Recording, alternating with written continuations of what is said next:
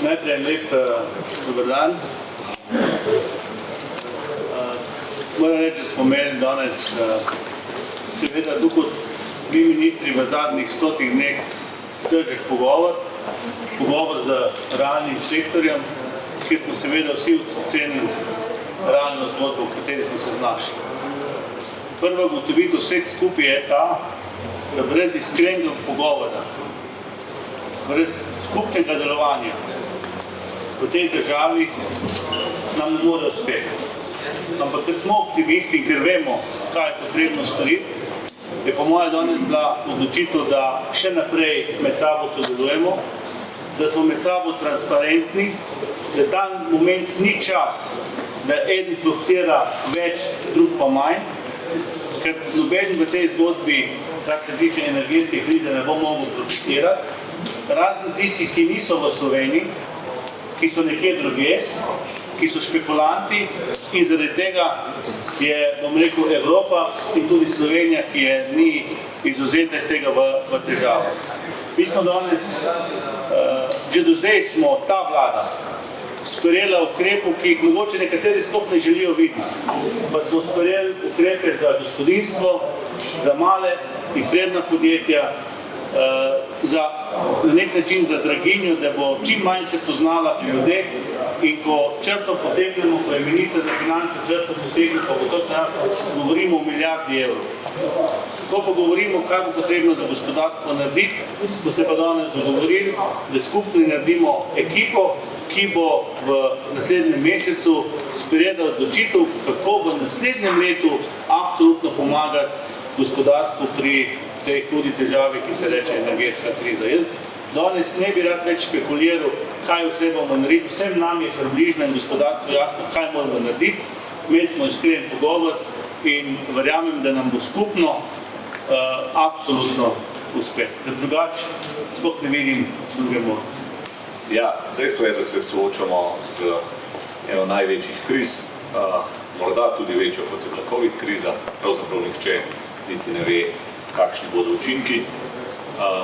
Že to, kar se je dogajalo v zadnjih tednih, kaže na neke stvari, ki se pravzaprav nikoli do zdaj niso še zgodile. Popolnoma jasno je, da bo vlada zelo veliko pomagala. Potem danes smo se pogovarjali o pomoči gospodarstvu. Ta pomoč bo znatna, jo niti ne znamo še oceniti, ravno zaradi tega, ker je precej nepredvidljivo, kako se bo ta kriza gibala. Govorimo pa o stotinah milijonov, oziroma tudi milijarde in več, ali pa nekaj milijard. Sredstva seveda niso neomejena. Glede na letošnji proračun, oziroma rebalans, ki je ta trenutek seveda aktualen, še enkrat podajam, gre predvsem za tehnični rebalans, ne vsebinski, ampak že ob razmerah letošnjega leta, torej 2022, ko razmere niso najslabše, bomo imeli 2 milijardi primanjkljaja. Torej, lahko si mislite, kaj to pomeni za naslednje leto. Sredstva niso neomejena, v veliki meri se bomo mogli dodatno zadolžiti, zato je zelo pomembno, kako bodo ta sredstva uporabljena. In tista stvar, ki smo jo danes tudi jasno povedali gospodarstvenikom, je, da tukaj ne bo helikopterskega razmetavanja denarja, ampak da bomo skupaj z njimi poskušali najti formulo, oziroma več formul, v kakšnem principu se bodo ta sredstva delila. Cilj je, da pridemo skozi to krizo čim manj potovčeni, in predpogoj za to je, da so sredstva uporabljena učinkovito. Še strani ministra pristojnega za energijo. Sam ocenujem pogovor za izredno konstruktiven, izredno pozitiven. Dejansko smo se poslušali, vlada nadaljuje z ukrepi za naslavljanje draginje. Ves čas iz tedna v teden, iz meseca na mesec, pa nismo niti prišli še na 100 dni, rešujemo nastalo situacijo, posamezne segmente družbe, posamezne segmente civilne družbe in pa gospodarstva. In tako kot smo najavili, želja je bila, da še pred koncem 3 meseča pridemo tudi na gospodarski del. Danes smo tukaj ravno zato, da odpremo ta prostor, da oblikujemo in naslovimo, kako se bomo ta prostor lotili, in pripravljena so z obe strani je izredno velika.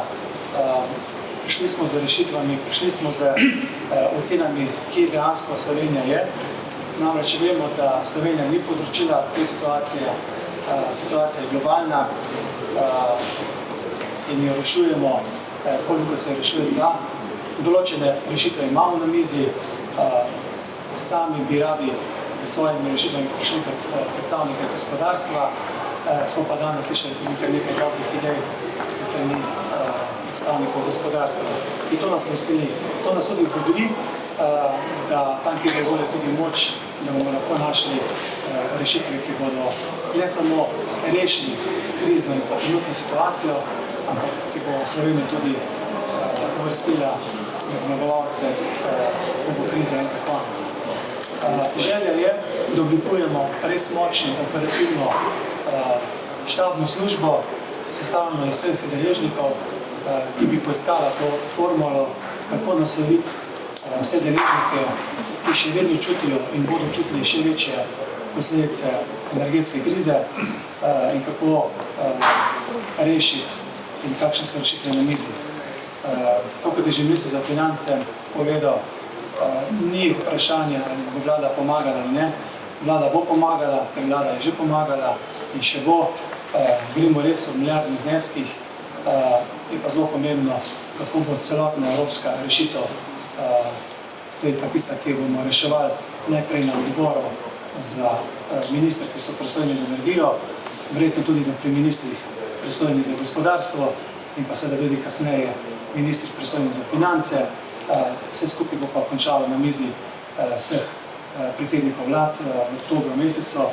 In tukaj lahko rečem, da Slovenija je bila tista, ki je pred 10 dnevi začela aktivno naslavljati, da trenutne borzne cene nimajo več nobene realne osnove, da je fundamentalna slika drugačna in da je treba poseči na trg derivatov, terminskih cen in podpora se kopiči, tako da jaz upam, da bomo že na naslednjem sestanku ta del uspešno naslovili, ki bo pa seveda zelo, zelo pozitivno vplival potem tudi na vse ostale trge. Hvala.